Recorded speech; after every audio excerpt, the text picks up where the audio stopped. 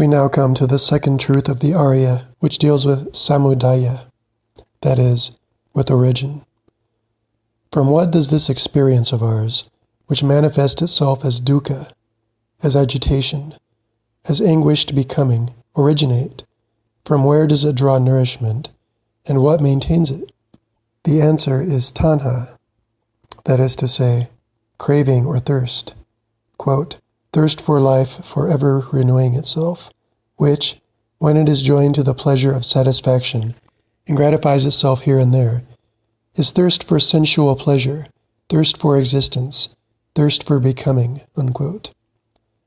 This is the central force of samsaric existence.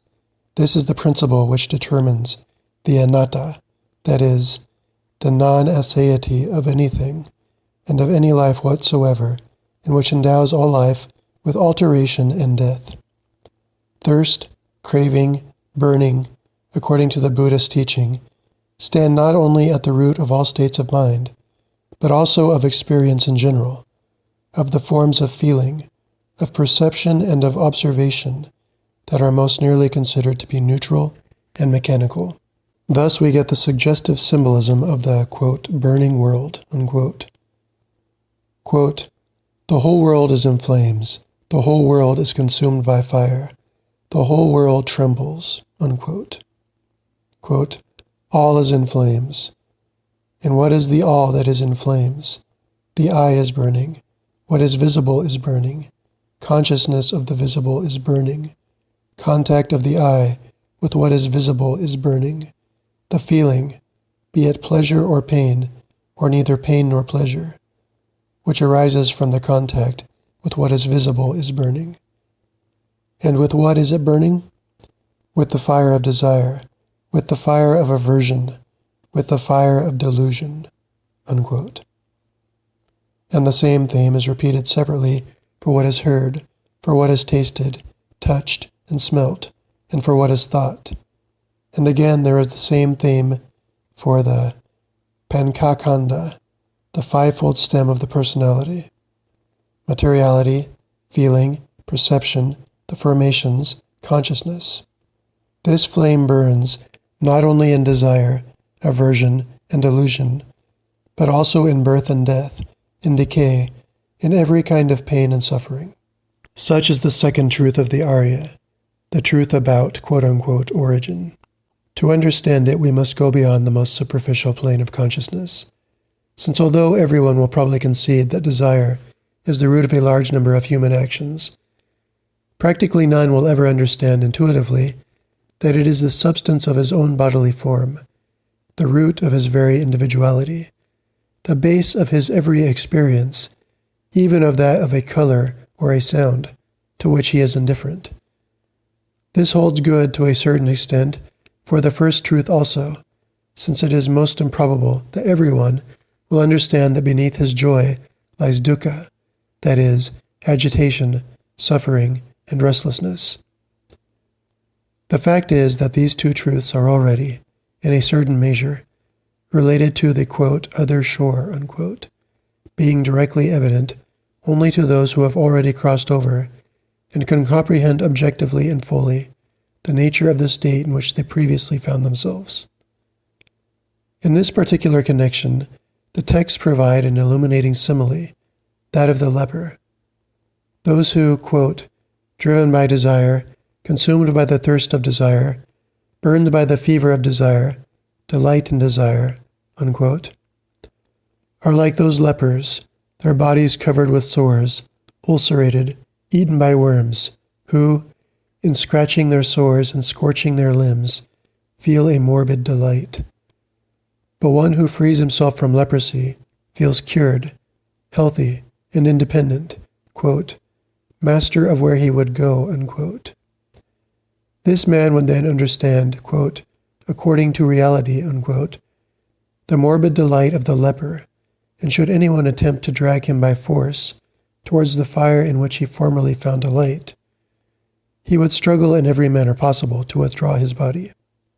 Apart from this, the symbolism of the flame and of the fire is enough to help us to understand approximately the law of conditioned existence and of becoming as quote-unquote craving or quote-unquote thirst. Besides, let us take as an illustration physical thirst, or, in general, nourishment. Instinct induces an organism to satisfy itself by assimilating and consuming something for maintenance. Maintenance, however, implies that there is later a fresh feeling of hunger or thirst, because of the law of the organism that has been strengthened through the very satisfaction of the need. It is stated thus in the Gospels, quote, "Whosoever drinketh of this water shall thirst again, but whosoever drinketh of the water that I shall give him shall never thirst, but the water that I shall give him shall be in him a well of water springing up into everlasting life." Unquote. Still more appropriate is the symbolism of the flame and of the processes of combustion. We owe to Dalkey an account of it that allows us to penetrate into the secret of samsaric life.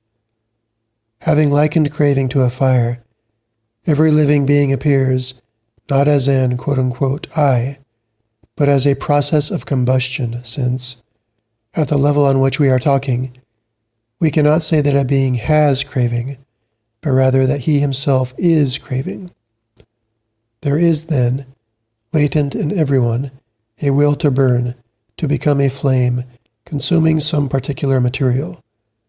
The fuel stimulates this will and starts the fire in a process of combustion which, however, results in a greater degree of heat, that is, in a fresh will to burn, thus starting a new combustion, and so on, endlessly. From this point of view, it is a process that generates and sustains itself, and at each instant, the flame represents a particular degree of heat which, as such, is the potentiality for a new combustion as soon as contact is made with some fresh, inflammable material. In this way, the text we have been following considers every contact, every perception, vision, or thought as a species of quote-unquote burning.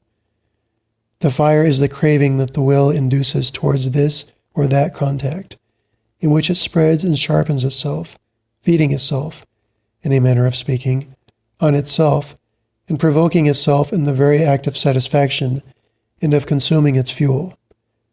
The quote-unquote I, as Santana, or quote-unquote current, is none other than the continuity of this fire, which dies down and smolders amongst the ashes when the supply of material grows short, yet ready to blaze forth at every fresh contact. The process of samsaric life is thought of as a flame attached to burning material, or rather as a flame which is itself its own material. The contacts develop through attachment, upadana. This occurs above all in the fivefold stem, which makes up the person in general: materiality, feeling, perception, formations, individuated consciousness. Burning potentially in this stem, thirst develops in each one of its 5 parts through the series of contacts furnished by the outside world. The world itself appears to the will to burn, and to be burning, as a kind of varied fuel, a fuel which incites greater combustion in proportion to the delusive satisfaction it affords this will.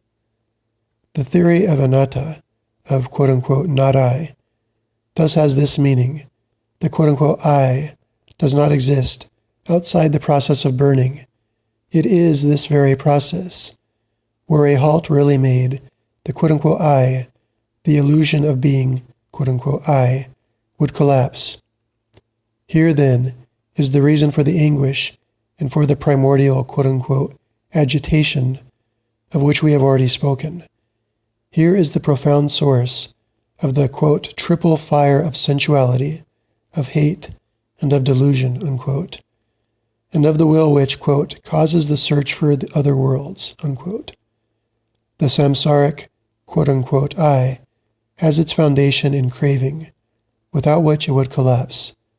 Even in suffering and in pain, there works a variety of this profound fire, of the will of conditioned beings for existence, which involves a fundamental abdication.